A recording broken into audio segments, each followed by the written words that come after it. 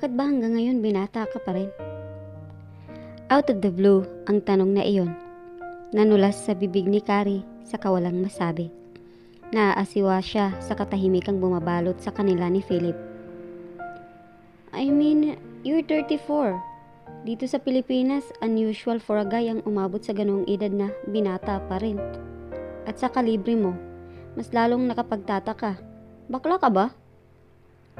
Binuntunan niya iyon ng bungis-ngis at emphasize the humor. Magiging bakla siguro si Sultan Bolcaya at Erap Estrada pero hindi si Philip Fontalero. Nagtiwaksan ang mga daliri nito. Nag-astang bakla. Excuse me? Hindi ako bakla. Girl ako. Napahalakhak siya ng pagkalakas-lakas. Hindi siya sukat akalaing may sense of humor din pala ang isang taong tulad nito. Dinamayan siya nito sa pagtawa. Hanggang sa mapuna niyang may luha na sa sulok ng mga mata nito. Hey! Sabi niyang tumigil sa pagtawa. Tinitigan niya ito sa mga mata. Pagkatapos ay humugot siya ng Kleenex at nilapitan ito. Oh here, let me wipe your tears. Unti-unting nabura ang ngiti nito. He was now staring at her intently. Hindi niya mabasa ang laman ng isip nito. He seemed happy, yet there was sadness in his eyes. Pumalatak siya. Grabe kang makatawa eh. Hayan, naiiyak ka na tuloy. Tears of joy. Biro nito. Dumistansya siyang muli rito matapos pahirin ang luha nito. Nabuo na naman ang tensyon sa pagitan nila. Damn, she would never feel at ease in his presence. Hindi pa rin nagbabago ang lahat. Ito pa rin si Senyorito Philip. At siya ang Amazonang anak ng labandera. Nadepress siya sa isiping iyon. Ikaw, Carrie. Maya-maya ay baling nito sa kanya. Bakit hanggang ngayon dalaga ka pa rin? Hindi na rin bata ang 28. No offense meant. He grinned sheepishly. She forced a smile. Ay, wala pa rin dumarating. Oh? Yeah. Ang gusto ko kasi, yung mamahalin ko ng panghabang buhay and vice versa. Sabi nga sa kanta, when I fall in love, it will be forever. When I give my heart, it will be completely. Dugdong pa nito. Pareho pala tayo. Ang panagkaiba lang siguro natin, ang sa akin ay matagal nang dumating. Pakiwari niya. Nagsa World Trade Center ang puso niya. May bumulusok na airplanes doon at saka ayun unti-unting nag-collapse. Mali ka. Ngali-ngali na niyang sabihin. At sa akin ay matagal na ring dumating. Nagbaling ito ng tingin. Sayang nga eh. Sana noon ko pa siya niligawan. Noong madali ko pa siyang abutin. Nakaramdam siya ng panliliit. Heto siya. Buong buhay siyang nagpapantasya sa isang Philip Fontalero. And there was Philip. Tulad niya ay langit din ang pinaglaanan ng pag-ibig. It sounded absurd. Napailing siya. Meron pa bang hindi kayang abutin Philip Fontalero? His face was flooded with mixed emotion. She is so near, yet so far. Mahinang saad nito. Nang mga sandaling iyon, pulbos na ang buong cardiovascular system niya. Sinabi na nga ba niya at maling ideya ang makipaglapit sa lalaking ito. He was the personification of disaster, of gloom and doom.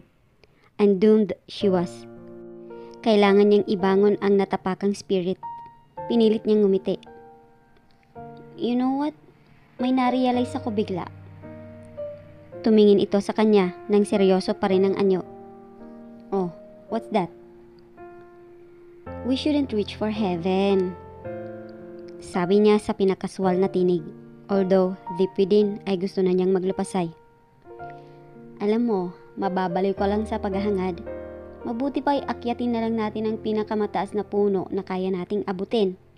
In my case, ang pinakamataas na punong iyon ay si Naistorbo ng tunog ng telepono ang pagsasalita niya. Sandali muna siyang nagpaalam dito upang sagutin iyon.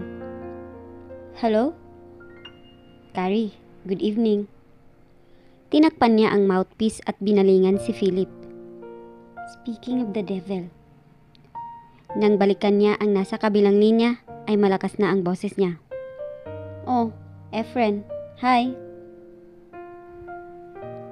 Wow, himala ah. Nakatunganga ka lang ngayon sa harap ng desktop mo. Tinapunan ni Carrie ng uninterested glance si Maya, saka tumipa sa computer keyboard. Her writer's block was crippling her. At very sweet kang makipag-usap kay Efren kanina sa telepono. What's the score? Kayo na ba? Hindi siya kumibo. Panay lang ang tipa. Wala namang kwentang ang tinatype niya. She was in no mood to talk about her nebulous love life, or whatever they called it. Natawa ito nang mabasa ang nakarehistrong mga salita sa monitor. The quick brown fox jumps over the lazy dog. Wow! Some article. I'm sure Ampi will be thrilled to see that. Ang tinukoy nito ay ang chef editor ng Philippine Herald. May date kami mamaya ni Efren. Pagkuwan ay naibuka ng bibig niya. Well, that's something. Bakit mukhang depressed ka pa? Tumigil siya sa pagdutdut ng keyboard. Para kasing, Juan, hindi ko masyadong feel. Pero umoo ka sa kanya. Tumango siya. Namilog ang mga mata nito. Porque, si Philip. Salo nito. Oh, what about Philip? Nakagat muna niya ang ibabang labi bago nagsalita. May date siya tonight. Sinabi sa akin ni Jo. Alangan namang magmukok-mukok ako sa bahay habang ang love life ko ay nakikipaglandian sa ibang babae. Makikipagharutan din ako. Bah, correct ka dyan. Woman's liberation. Pwede bang sila na lang ng sila? Tayo naman. We're woman. We're beautiful. We're free. We do as we please. And with zest. Thing is, ako lang naman ang nagmumukmuk. Ngumuso siya. Ako lang naman itong nagpapantasya eh. Siya, may pinapantasyang iba. Nag-speech pa on woman's lips. Sintonado sa topic. Related iyon. Ano ka ba? Magpa-beauty ka na lang ng gusto para sa date mo tonight.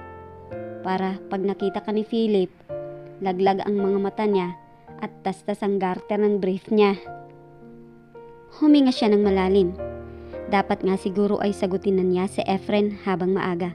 At least, makakapagsimula na siyang turuan ng sarili na ito ang mahalin. Teka, but I'm wondering, why did he choose to live in the same condominium as yours? At sa katabing-katabi pa ng unit mo, ah?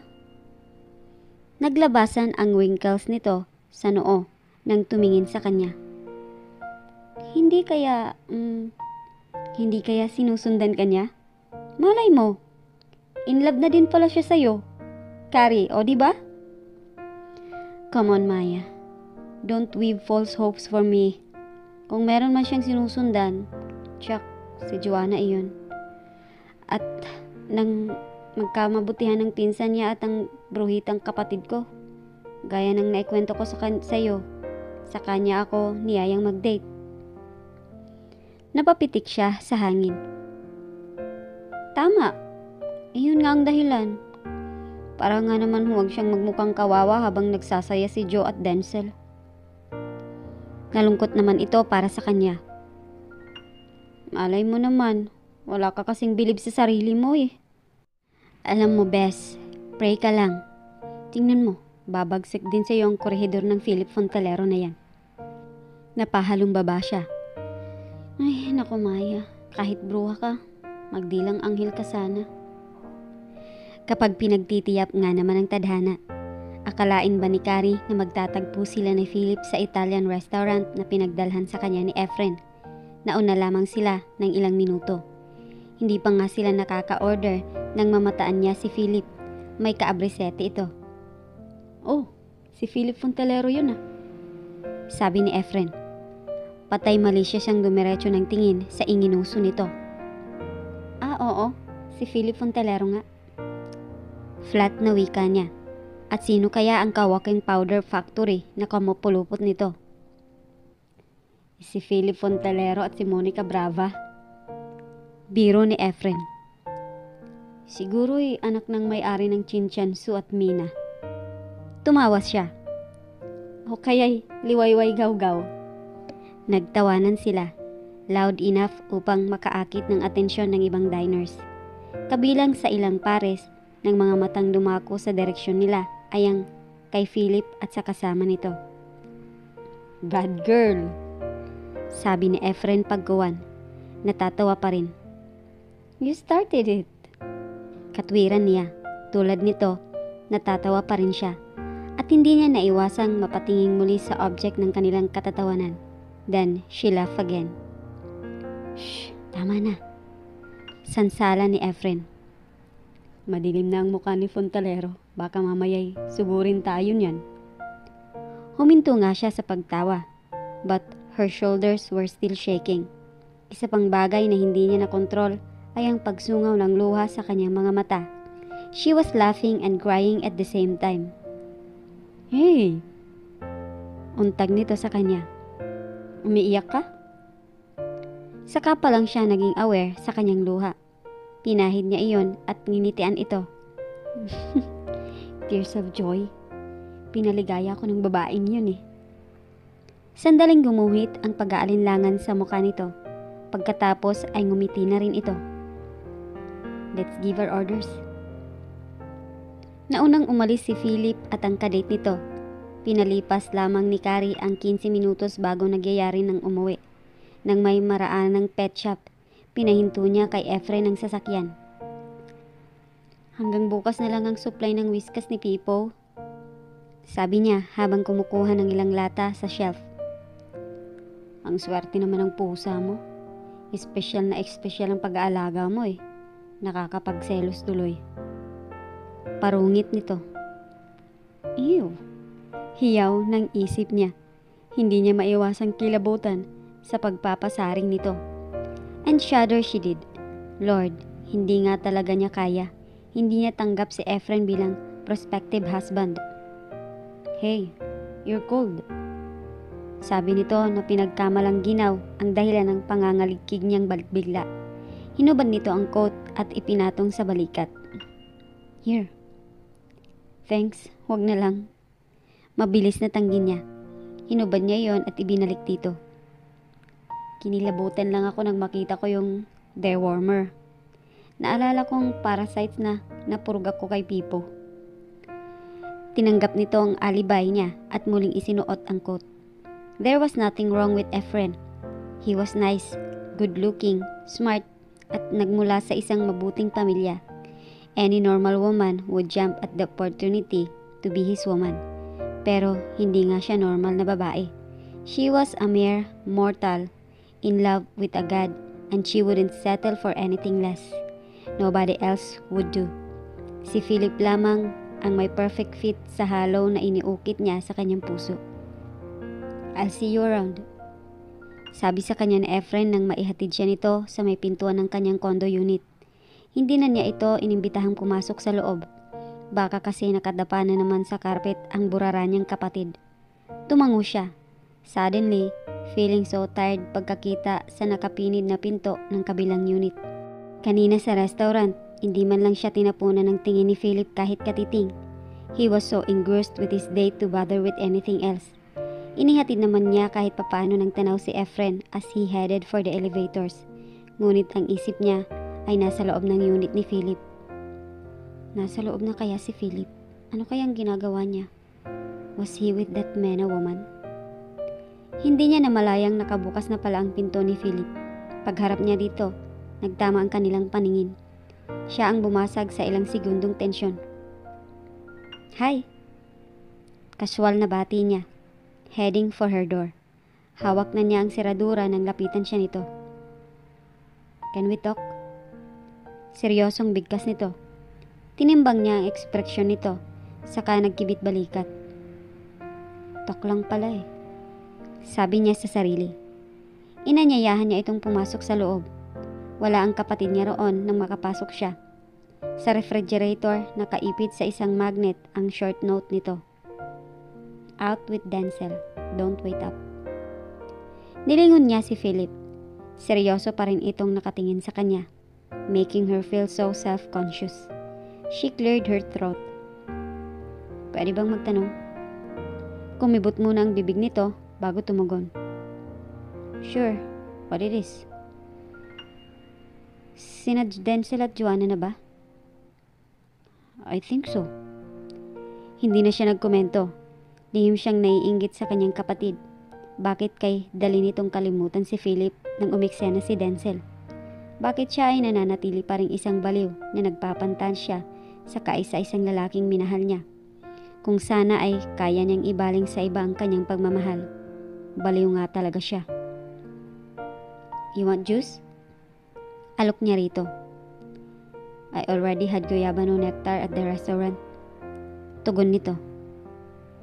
Coffee na lang please. Tumalima siya. Mabuti na lamang at mula nang dumating ang kapatid niya ay lagi na silang may stock ng kaping barako. Alam niyang paborito iyon ni Philip. Nagsalang siya sa coffee maker. While we wait for the coffee, magbibihis muna ako. Take your time. Mabilis siyang nagbihis. Ayaw niya itong paghintayin. Dumiretso siya sa maliit na kusina at inasikaso ang kape. Nagsalin siya sa 2 tasa. So, ano pag-uusapan natin? Bungad niya. Lumagok agad siya ng kape kaya napaso ang dila niya. Ouch! Mahinang sabi niya. Inilapag niya ang cup. Some things are too hot to handle. Matalinhagang wika ni Philip sa pagitan ng paghigop ng kape nito. While something have long been waiting to be touched, things will go to waste kung paghihintayin pa ng matagal-tagal. Those things, they're just waiting to happen. Sana'y huwag silang masayang. Natawa siya. What are you talking about?